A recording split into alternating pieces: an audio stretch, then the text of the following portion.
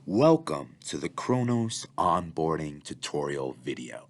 We have set up the employee onboarding through Kronos to help streamline the way our employees process in so that we can head towards an all paperless system.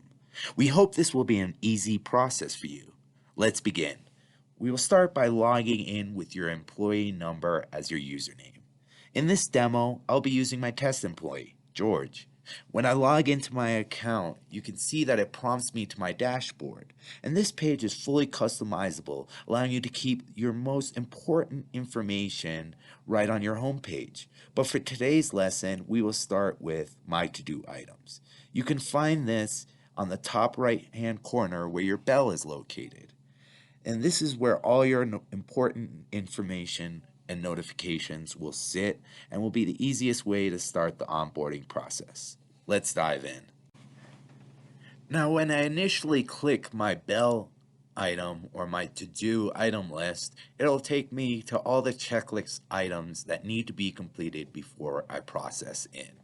I'm going to start at the top, and this is all your personal information, your address, and emergency contacts. When I click it, it organizes everything I need to do on this list on the left-hand side.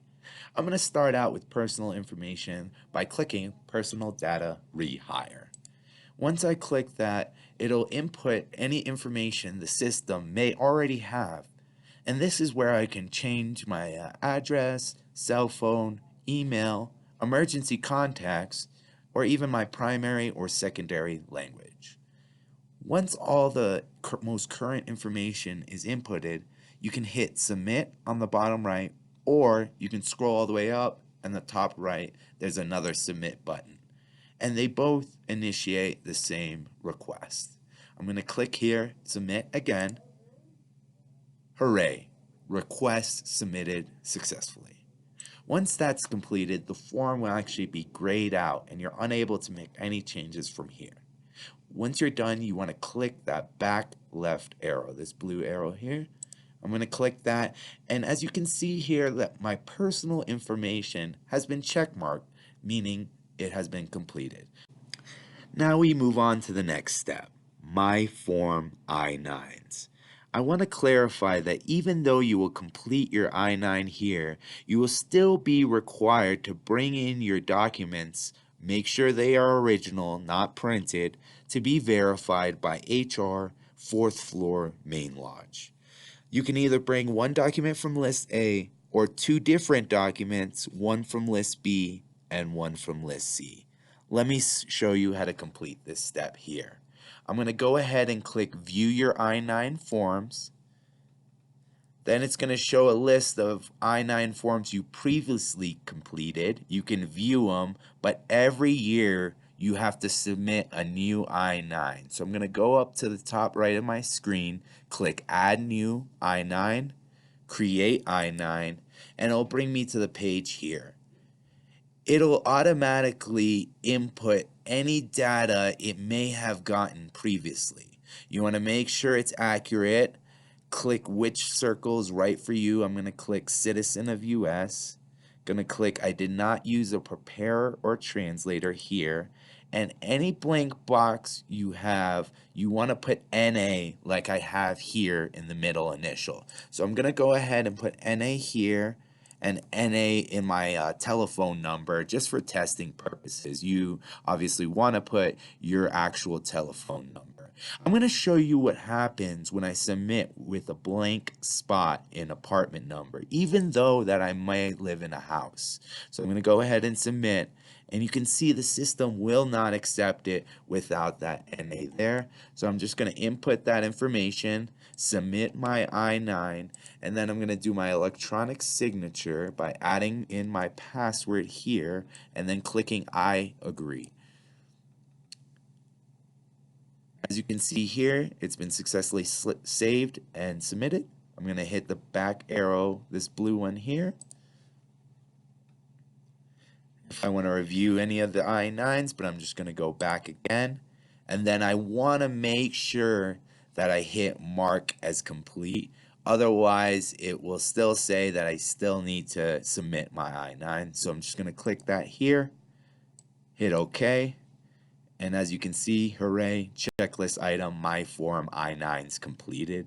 And we can see a green arrow here to the left. Moving along with the process, we have my form withholding. This is where you will find your W-4 forms for federal taxes and DE-4 form for your state taxes. Now I want to stress, just as you've completed your I-9 every year, you have to complete a W-4 and a DE-4 every year. So let's get started. I'm going to click View Your Withholding Forms here. It's going to bring me to this page. I want to go on the top right and click Add New. I'm going to start out with the California state taxes, the DE-4. Just hit plus add here.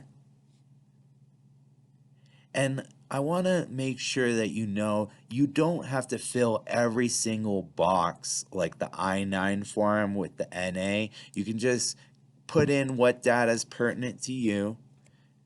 I'm going to put in one for my allowance. And if everything's accurate, I'm going to go ahead and submit withholding form here. It's going to ask me for my password once again. Just input that, hit I agree, and it's successfully submitted. I'm going to hit the back arrow so I can complete my W-4 as well. So I'm going to re-click View Your Withholding Forms, click Add New again, and then plus add for the W-4. And this is just like any old regular W-4.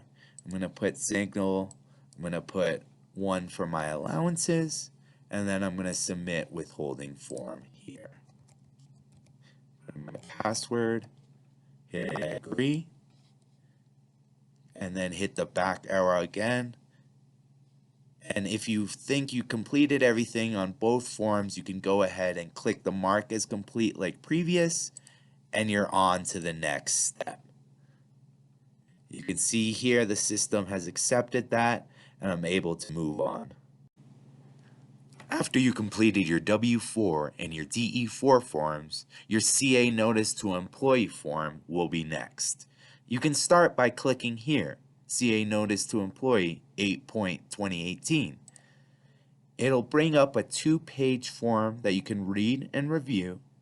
And once you've accepted everything that is on these 2 pages, you can go ahead and click the sign button here. And it will ask you for your password. Once again, just going to input that. Hit I agree. And then once you hit I agree, you want to make sure that you hit submit on the top right. Otherwise, the form will not be completed. So I'm going to hit submit. You can see that it's been completed. And I can hit the back arrow here. Now you can see on the previous form it has automatically done mark as complete for you. And before we move on to the employee manual acknowledgement, I want to show you where the handbook is and any additional forms and information that you may need. Right down here below, you have the handbook, alcohol and drug-free workplace policy, which each one you'll be able to click and download to keep for your records. We also have copies at HR and the company's intranet. But I'm going to go ahead and go back up to the manual acknowledgement so I can show you how to complete it. I'm going to click here, Employee Manual Acknowledgement. This one's going to be a 1-pager. It's not 2 pages like the previous form. But you just sign like so, put in your password, hit I agree, and then submit again. And as you can see, the system is loading and has submitted it there for you. I'm going to click the back arrow to go back to my checklist, and you see it automatically marked it as complete. So the next form here is going to be the dependent form, release of liability. Just going to click that here, And I'm not going to put any dependents, but you may have a spouse or some children.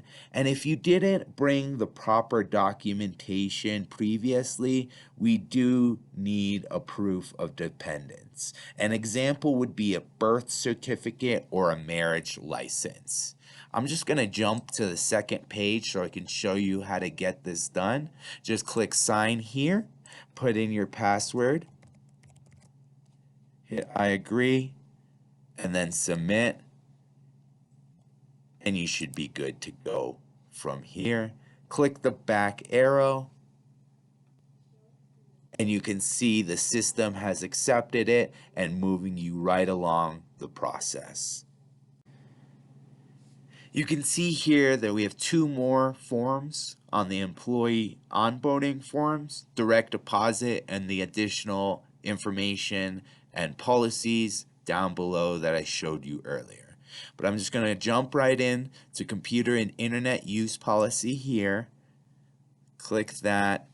This is going to be a 4-page document. Read and review. Make sure you agree with all of our internet policies. But I'm just going to flip through right to the page 4 so I can show you how to complete this. It's another signature form. Hit I agree. And then you can go ahead and submit that form. I'm going to hit the back arrow here and finish the voluntary self-identification form. Now this form is optional. You do not have to fill it out, but I'm going to go ahead and fill it out and show you. So you can see here you can put your gender, and then here you can put your race, or if you're 2 or more races, that's also an option. I'm just going to leave it as is and hit submit. It's going to submit the HR action request. And successfully submitted, grayed out, meaning it's effectively in the system. Hit the back arrow here. And now what I'm left with is my direct deposit. It automatically marks as complete after I submit those forms, and I'm able to start my direct deposit process.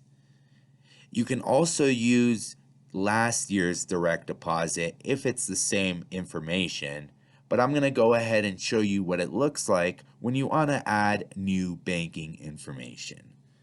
So I click here. You want to put the name of your bank here, account number, and routing number. Just to show you a little example of where you can find the routing number and account number is on a check here.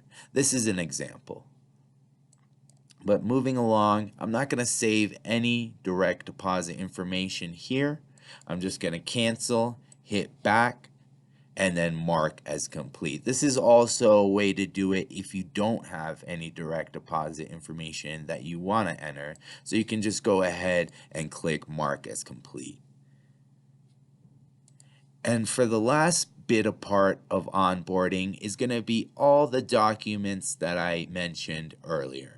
You can download any of them like so by clicking Employee Handbook here. It'll download it directly to your PC so you can keep a folder of all your Mammoth documents so that you can review later. I'm going to show you what it looks like when I open up this handbook. It's a PDF file and it's the complete version. And again, we do have these documents up in HR or the company's intranet. But I'm just going to go back and show you how to complete each of these in handbooks. So I'm going to hit mark as complete and hit OK. Now what you want to do is download every document and review it before you hit mark as complete. But since I've already done that in the past, I'm going to go ahead and click mark as complete on all of them just to show you what it looks like when you've completed the onboarding process. Go.